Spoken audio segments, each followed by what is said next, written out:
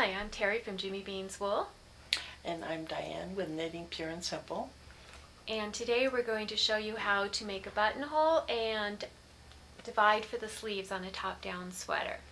So, to start with, for doing buttonholes, we've already cast on for our button band, and you're knitting along, and when you need to make your buttonhole, it's very simple. We're going to just do a plain bind off and cast on buttonhole. So we're going to work in to the last 5 stitches in this case, and we're going to bind off 2. Do you tend to bind off in pattern or? Always. Always? Yeah. So. Tight. Yeah, and you want to bind off very tightly. So there. And I'm probably going too fast again. So I've bound off very tightly, then I'm going to finish knitting to the end. Oops. And now, to finish my buttonhole. Here, let's look at the gap that caused. Yeah, that's a good idea. So here, you can see I have bound off these 2 stitches right here, and that's going to be one side of the buttonhole. Now we need to create the other side of the buttonhole, and I will do that by casting on 2 stitches over that same spot. So,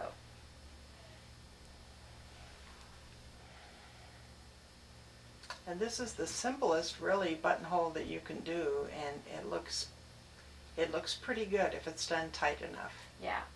And so here I'm ready. Here's my gap. And I'm just going to do a backwards loop cast on, but you could also do probably a cable cast on or a knitted cast on. You can. That adds a little more bulk to it. I like just the single loop cast on. Okay, so we're just doing 2 stitches. Tight. And nice and firm. And then resume my pattern and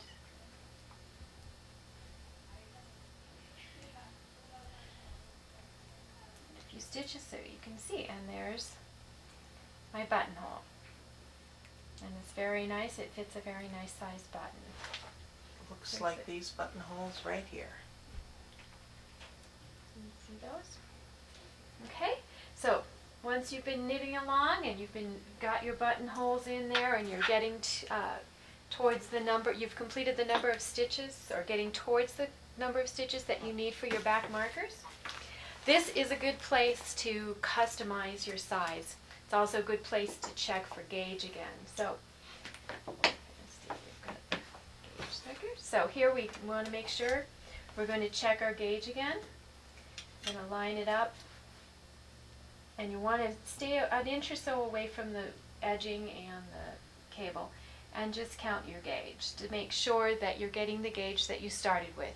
If you've loosened up, you can change to a smaller needle size. If you've tightened up, you can change to a larger needle size. Yes, it is okay to change your needle size in the middle of your project to keep your gauge right. The knitting police are not going to come get you. So, once you make sure that your gauge is still correct, and let's say you're between 2 sizes. For instance, I'm almost always between 2 of Diane's sizes.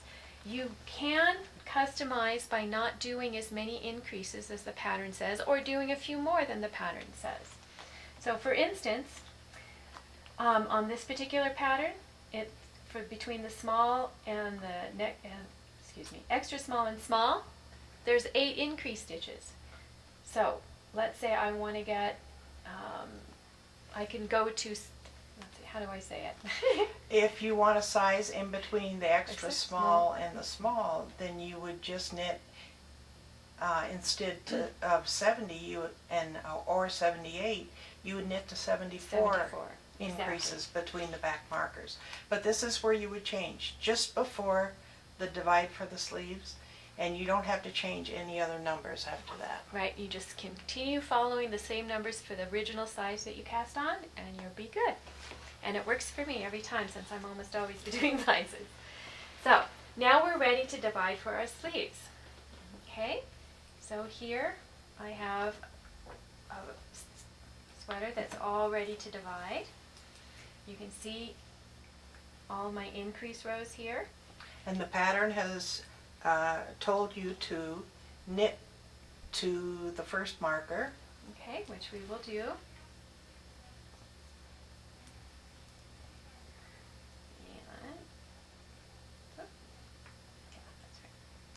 Okay, so now I'm at the first marker. And it says remove the marker. So I'm going to remove the marker. And then we're going to knit one more because that last one that I'm going to knit is part of this elongated row of stitches that forms the raglan seam. And we want that to be on the body of the sweater and not on the sleeve. So I'm going to knit that. And now I can slip all the rest of my stitches onto my waist. The pattern says slip all the stitches between here and the next marker onto a length of yarn to hold for the sleeves. Yeah. And we like to use yarn rather than one of these rigid stitch markers, or stitch holders, excuse me, because these will, they're not flexible, they'll get in your way. You can do it, but it's just very cumbersome and you won't be able to try on the sweater as you go for your waist and length shape. Yeah, waist and length. Yeah, there we go. And, oh, where am I doing? There we go. There it is. And you want a smooth yarn. You don't want to use a mohair or anything grabby. Something strange like chenille or anything like that. You want something that will move through your stitches nice and easily and not get caught up where you have to pick every stitch out. And it's very simple. We're just slipping the stitches purlwise onto our tapestry or darning needle and running them down onto the yarn. And I always like this part because, for one thing, you'll be now knitting on fewer stitches and each row will go faster. Mm-hmm. And it makes it look like a little sweater when you're done. Yep, once you've got both sleeves off, it actually looks like a sweater. Until this part, sometimes it's hard to get your head around that this is a sweater and which direction you're looking at. Everyone thinks you're knitting a hat. Yeah. So there I've got my stitches onto my waist yarn. And if you'll notice here, the elongated stitch made by your increasing is with the back stitches. And that's the front, that's the sleeve, and that's the back. Okay, so you can continue on across the row and do the other. Oh, excuse me. After you cast on. Yeah, this is true. Thank you. Jumping ahead here. Let's get the needle out of the way here. Here, let's make it. Yeah. Let's trim it out a little bit. There we go. There. Now that's out of the way. Okay. Now the instructions next will say, now cast on for the underarm and join to the back. And this is where a lot of people are like, well, how can I do that? Because my working yarn's over here and the back's over here, and I'm confused. So this is a case where we use the backward loop again. You can also use a knitted or cable cast on, but backward loop simple. We're going to just put on some more stitches. The pattern says to do 5. And it might tell you to put a marker in the middle of the stitches that you cast on. Yeah, and that marker later will mark where there would be a side seam if you were doing a pieced garment. So there I've cast on my 5 stitches, and now I'm going to bring up my stitches from the back to the tip of this needle, and I'm just going to start knitting. And you do that first stitch snug. To close up so you don't have a large gap there. And there we go. So there's one sleeve done. And the pattern will tell you to knit across the back stitches, across these, to the next marker, and there's where you'll slip these sleeve stitches on a holder also, or on the length of yarn, and then it looks like that. And now it looks like it's a sweater. Short one, but it's okay. So. And you can take the yarn that you've used for a holder, you could take it and tie it and trim this off so it'll be out of the way. Yeah, so here this side has been done.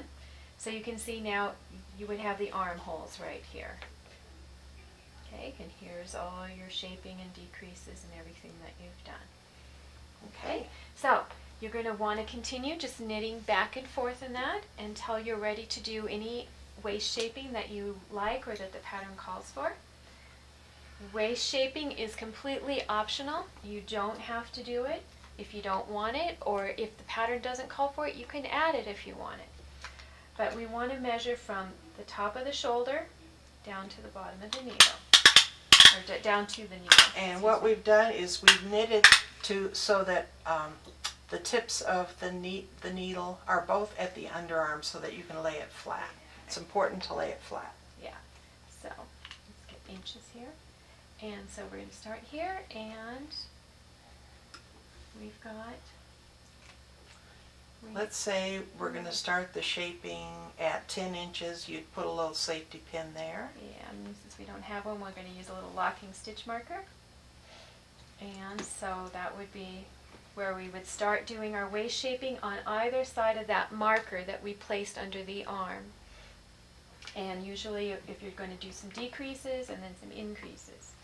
And this marker is also good for measuring the body. You don't have to keep laying the sweater out. If you know that from here to here is 10 inches, then you'll know that 2 more inches is 12 inches to the needle.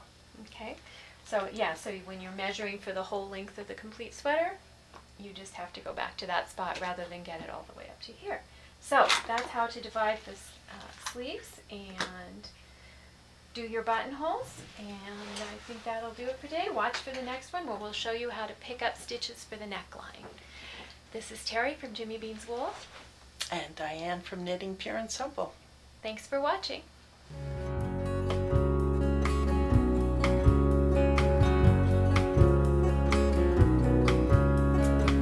Thunder rumbles on this American summer night.